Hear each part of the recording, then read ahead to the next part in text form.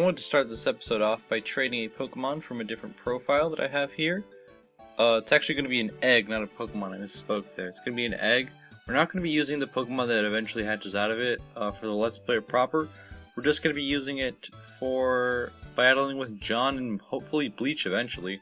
What's up, guys? This is theIJPmexican. Welcome to another episode of Pokemon Crystal. I decided to actually do like a little preamble there before actually saying the intro. I just thought that'd be kind of cool. You know, mix it up a bit. Just so not every episode starts off with me saying the exact same thing every single time. So I think I'm going to be starting to do that now. Yeah, so this egg won't really impact the Let's Play that much. I'm not going to be using it during the Let's Play or any of the episodes. I will be trading it up to battle my buddy John and hopefully Bleach. Hopefully I eventually get to fight Bleach. Although I got a feeling that Bleach just doesn't really want to play anymore. Because every time I ask him, he's like, oh yeah, I'm playing a little bit.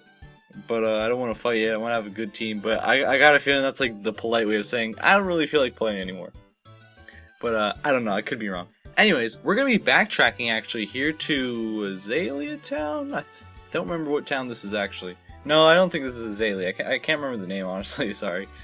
But it's the town with the slowpokes. We're going to be backtracking here to actually go down the well.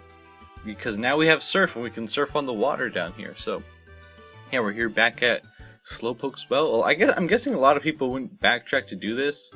Oh yeah, we also need strength, so yeah, that's why we're doing it now, and not when we got surf, or just surf. Yeah, you also need strength. I assume that, like, a lot of people probably won't backtrack to here just because it's really out of the way, and the reward for getting it isn't super great or necessary, but I am gonna need it, so I thought might as well do it now. Again, you can fight slowpokes down here. That's what we're gonna be seeing. Did you guys like that intro? Let me know if you guys prefer that kind of intro to me just saying the same thing over and over. I think I'm gonna start doing that, honestly.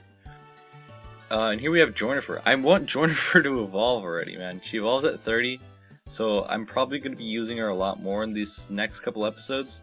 Just 'cause I want her to evolve already. She's not gonna be like, to be completely honest, she's more of a support Pokemon anyways, so she's not gonna be that great of an attacker. But I already knew that going in. But like her main attacking move that I'm gonna give her, we get it like super into our adventure here, so that kind of sucks. But that's okay. You know, I knew that going in, but you know, just kind of wish we had it already. I could honestly like get the move from a different profile, but I don't want to do that. I want to like keep most of the things from here. So did I forget to put the? I don't remember if I showed or not, but I like checked the egg, and I think I forgot to put that clip in. Maybe I didn't, I don't know. Yeah, I just wasn't paying attention. So here we have TM18, which is Rain Dance, which is a move we're going to be giving to Ian, just not yet. I need Ian to get Hydro Pump first, because I kind of made a mistake. I gave him Surf, and we're not at the point where we can delete moves yet, so I don't want to give him Rain Dance and then have him like learn Hydro Pump and just be in that weird situation where I can't get rid of Surf and have to get rid of a different move. So we're going to be holding on to this TM until later. And if you talk to this guy, he gives you the King Rock, which you can use to evolve Slowpoke into Slowking. I'm not going to be doing that at this Let's Play, but you can also use King's Rock. It makes enemies flinch, or it can make them flinch if you hit them with it.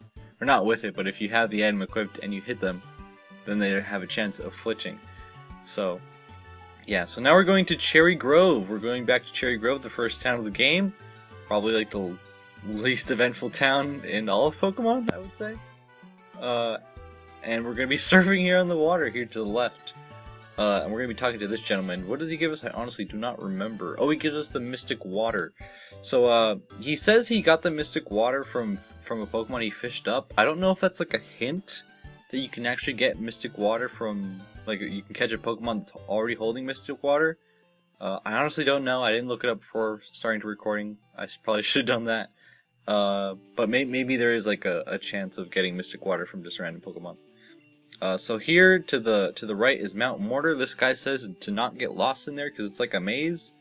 And yeah, it is kind of maze-like. So here's an Ultra Ball right next to it. So that's pretty cool. I've been waiting to get that Ultra Ball. I passed through here a couple times already when I'm not recording, and I was just waiting to get it. So we could surf to the right there, but I decided to actually go in and explore a little bit. It's actually like really straightforward. I just decided to record myself getting some items. In case you were wondering what was inside here, there's some items and other stuff. I honestly don't really know the layout that well. I think is it this cave or it's a different cave that if you go like all the way down there, you can like get a Tyrogue, I think. Or no, you don't get. Do you get a Tyrogue? I think you get a Tyrogue, either that or you get like the black belt. I honestly don't remember. So here, one of the guys has a Nidoking and a Nidoqueen, so I thought I would show it off. I really like Nidoking's sprite there. I think it's pretty cool. He's only level 17 though. Does Nidoking evolve at that level? I feel like this is a cheated Pokemon. A lot of the trainers have Pokemon at like levels they're not supposed to be able to have them at. So yeah, this might be an instance of Nidoking and Queen not being able to be this low level, but they are. Maybe they can be. I honestly don't remember at what point they evolve. So here we have Big Bird, who's gonna try to put him to sleep. Big Bird's actually honestly pretty decent. I really wish he had like wing attack, because again, like fly isn't that great of a move. I was honestly considering like, should I just like switch him out for a thing that knows wing attack? But no, I'm not gonna do that. I'm pretty sure I mentioned this like 3 episodes already, but I'm not gonna do that. Yeah, so that's like decent attack. Imagine if we just like did that twice in a row instead of having to like spend 1 turn flying up. Like he would be a lot better than he is, honestly. But that's okay. He's still pretty cool. I still like him. He's honestly like more useful than I thought he would be. Like his stats are way better than I thought he would end up being. So that's honestly pretty surprising. So here I show like the easiest way to get through Mount Mortar is by completely ignoring it and just surfing to the right twice. It's honestly like the easiest way to get through there.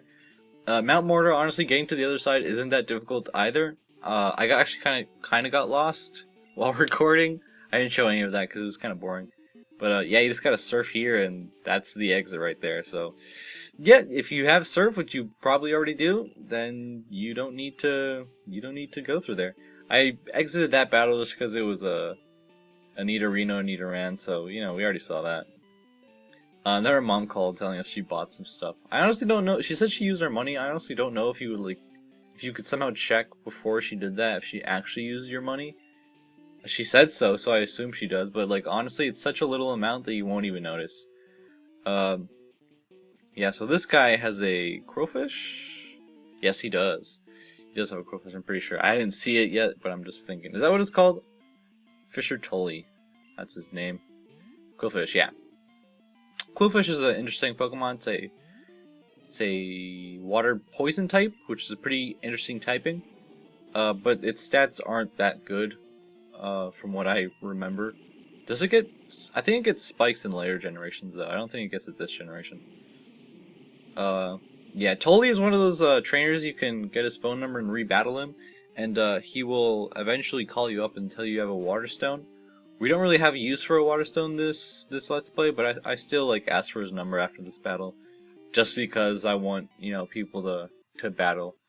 Funny enough, Gina had called me at some point while I was playing off well, not recording, and she was waiting for a battle. So right after this recording, I like call up everybody to see what they're doing, and Gina's like, "Yeah, I'm still waiting for you." So after this, I go and battle her. That's kind of funny. So yeah, so we got Tully's number. I should probably maybe consider recording some of the trainer battles, because I fought youngster Joey already a couple times. I fought Gina, obviously. Excuse me. And I think I fought somebody else. I don't remember what Pokemon that guy had. I don't think it was very interesting, so I cut that out. So now we're at Mahogany Town, the home of the ninja, it said, I'm pretty sure. So we can't go in the gym right away. This guy is blocking the way, and he's like, well, since you just got here, maybe you should do some sightseeing. And he recommends the Lake of Rage. So we're not going to do that right away. We're going to talk to this guy. And he's like, oh, Team Rocket's back? That's kind of weird. I saw some guys dressed in black by the Lake of Rage. Giving you a couple hints there. Everybody's pretty much telling you to go to Lake of Rage. So we should probably do that. But before we do that, we're going to come in here. And we're going to notice the music change. This is a very familiar music piece. And this guy, you know, starts telling us that his Magikarp scheme worked. And the Gyarados are big sellers. So that's kind of interesting. This guy with the glasses can sell you a tiny shroom, which sells low. I don't really know why you would want that. And Slowpoke tails, that's kind of interesting. We've encountered some individuals that were selling Slowpoke tails in the past, so that's kind of a interesting hint there. The music, him selling the Slowpoke tails, that guy pretty much telling us that he was the one who's messing with the Lake of Rage. That's kind of interesting, you know? So we talked to this guy, and what does he say? I don't remember. Oh yeah, he said that there's red Gyarados appeared. He said that's odd, since Gyarados are rare, which is kind of funny, because it should be odd because Gyarados are blue and not red. So, you know, that's kind of, I always thought it's kind of funny that he's like, that's really strange because Gyarados are really rare. Also blue, but he doesn't mention that. So this guy's blocking our path yet again. Or not yet again, but this is another guy who's blocking our path. He sells us Rage Bars, I think they were called, for 300, and they restore 20 health. I don't know if you can get Rage, or what are they called actually? Were they called Rage Bars? Let's see here in a second. Come on, me. Scroll. Yeah, Rage Candy Bar. They restored 20, only 20, it's not a whole bunch. I don't know if you can get them after this point, so if you're like wanting to collect all the items, buy one off him. But we might be able to get it after we do the Lake of Rage stuff. I honestly don't remember. Excuse me, I'm burping here. So here we talked to this guy, and he says that people have only been coming around here because of like Rage stuff, which is interesting. It's become a like phenomenon. I mean, honestly, that's kind of like, I would do that too. A whole bunch of Gyarados started showing up in the place. Like, I would probably head that way too. So I left this guy in just because we, you know, didn't show the other two battles that we fought already this episode. So I decided to leave it there. It's not, honestly, not that like interesting. It's just a Sandshrew. I think we fought a Sandshrew before in this Let's Play. I honestly don't remember. I was honestly like thinking about it, and I feel like I kind of mismanaged this series in a certain way. I really haven't shown off like the cool stuff about this generation, I don't think. I'm just like playing the game, which I don't know. I was watching Chugga Conroy's Earthbound Let's Play, and just the way he talks about Earthbound, the way he explains stuff, like I would love to have done that for this game, because I absolutely love this game. I mean, to be completely honest, he has a lot more experience than me, and I haven't I don't think I've explored like every little nook and cranny of this game, so I couldn't just like off the bat say like, oh, this Pokemon shows up in this area. So I'd have to do like a whole lot of prepping, and that would feel like unsincere if I had to do that, to do a Let's Play like that. But that's okay. And besides, like the way I started this Let's Play was very like spontaneous. I was in a Discord call and I started recording, which is why the first episode just kind of sort of ends in the middle of it, and like I don't know. But it's okay. It's fine. It's fine. Maybe some year, or maybe like in a few years, I'll redo this and do it like that. Maybe. Probably not though. I don't know. Probably not. So yeah, this guy has a Zubat for some reason. Doesn't really fit his like whole theming, or at least what appeared to be his theming. I think it's kind of interesting. So yeah, Camper Spencer. I don't know if you can get this guy's number. Maybe you can, but I'm not going to ask him. So you can either go here to the left for free, or you could go into this building and find Team Rocket, and they immediately rush you and are like, hey, pay us money. And you don't have like an option to say no. They just take it and then they let you through. I only did this for the Let's Play just to show it off, but there's literally no reason to go here. The path to the left is not like any longer than like going through here, and it's free. So just go to the left, don't go through here. Also, if you like go up and then immediately go back into this building, they'll rush you again and be like, hey, give us the money. And they'll immediately take it. So just avoid this whole place. I just did it for the Let's Play. As you can see, like the path is right there to the left. Just go to the left. I just did this for the Let's Play. Like it's kind of shorter. I mean, you don't have to like encounter any Pokemon here, as you can see, but I don't think that's worth the $1,000. And this guy is great. This guy's great. Some assfuck guy made fun of my Pokemon. That's amazing. I didn't plan that out. Like I didn't name him my rival assfuck just so to get that interaction. But that was amazing. I completely forgot. Like, well, actually no. I knew that one of these guys had mentioned your rival, but I didn't know I didn't remember that he mentioned him like that. Some assfuck guy made fun of my Pokemon. It's amazing. That's probably like the best instance of somebody else referring to your rival, I would say. Yeah, actually last episode I think it was, some guy was like, yeah, he stole my Pokemon, so here, take this one, so he doesn't steal this one too. We just put that Shuckle in the PC. I think I mentioned that last episode, I honestly don't remember. So here's another instance of Nidoking. I just left it in just because, he mentioned our rival. So I thought it would be kind of weird if we just cut the battle out, so yeah, here it is. Does he have any other Pokemon? I don't remember. We'll see here in a second. Journifer is growing to level 26. Great, only 4 more levels. No, he does not. Pokemaniac Ron. God, some ass fuck guy made fun of my Pokemon. It's amazing. And then Gina calls. And she doesn't talk about battling, she just talks about her Pokemon, I'm pretty sure. Yeah, she's talking about her Bulbasaur. By the way, I went and fought her. Her Bulbasaur is not a Bulbasaur anymore, it's an Ivysaur. That's like an oversight with the calls. If you battle them enough, their Pokemon will evolve, but they'll still refer to them as like their original forms. So youngster Joey's will not have a Rattata anymore, and they'll still be saying, "Oh, my Rattata," and he has an Eradicate when you fight him. So that's kind of funny. And we fight this guy too, but I'm pretty sure I cut this out. Yes, I do. I cut this out. And Pooh Bear levels up, so I just decided to show the end of the battle. I think I should start showing the level ups. Actually no, I've been pretty good with that, I would say. But some Pokemon do level up off screen though when I'm doing like my daily berry collecting that I like to do. And here's the Lake of Rage. Lake of Rage has Magikarp and Gyarados in them. The inhabitants of this place are like, yeah, all the Magikarps have been replaced with Gyaradoses, but you can find Magikarp still. So this guy said it's a bad omen, so I'm gonna go talk to him, but right before that, I just wanted to show this little path right to the left, where you can get some items. This is kind of a maze. I actually had to go back and get cut to be able to, progress through here. It's just to the left of the Lake of Rage entrance. So yeah, that's where it is. So there's a lot of trees here. This is another area where you could completely miss if you don't think about it, because your destination is right there.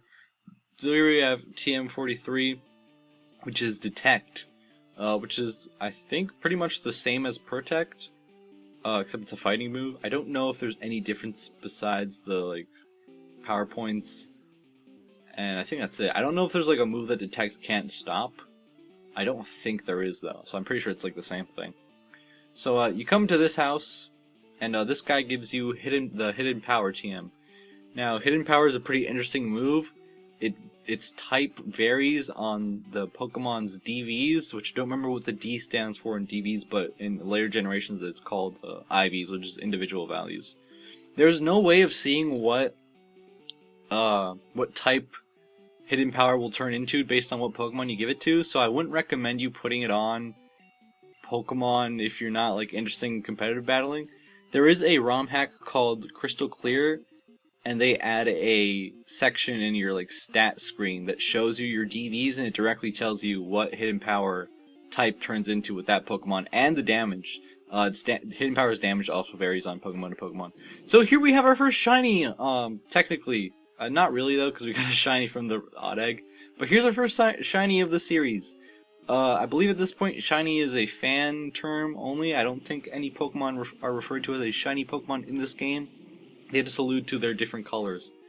I went into this battle thinking, oh, I hope I don't destroy this Gyarados because I want to catch it. And then halfway through it, I realized, oh, my electric Pokemon is dead. Or no, it's in the box. And then I accidentally get Pooh Bear killed. So I go into this battle thinking, oh, I hope I don't kill this thing. And then I start sweating halfway through it. So yeah, Gyarados is pretty cool.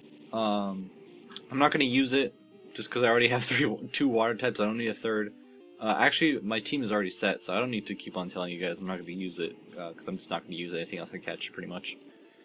I like Gyarados. He's better in Generation 1 than in this one, I would say, just because the special stat is split, and he doesn't get a whole lot of physical moves. I think he can learn Strength. He also knows Thrash, which he shows right here when he's attacking Big Bird and his Hollow Bones. And I don't remember what other... Oh, I think he learns Bite. Yeah, he was Bite at the beginning. Which are okay moves, but, stab moves are better, but his special attack isn't as good. So yeah, there's a 1 in 8,100 and something chance of catching a shiny, so being able to see one is pretty cool. I want to see one in the wild, like actual wild, for this Let's Play. It's probably not going to happen. I've gone through many playthroughs of this game and not having it happen, but it would be really cool if we would get one on camera just for the Let's Play. I'm hoping that happens. It probably won't, though. I don't count the shiny Tyrogue that we got, obviously, nor this one, because the shiny Tyrogue I reset to get, and it's almost a guarantee if you know what you're doing. And this one is a absolute guarantee to at least encounter it, because you need to for the game. So I'm not counting any shinies from eggs or this one. So hopefully we find one in the wild. If we don't, that will be okay, and pretty much expected, though. So yeah, at this point I'm sweating. I'm like, oh, I hope I don't have to redo this battle. But no, I don't. I catch it while it's asleep. Thank God Big Bird knows hypnosis. Hypnosis? I said like hypnosis or whatever. And then it turned to blue again.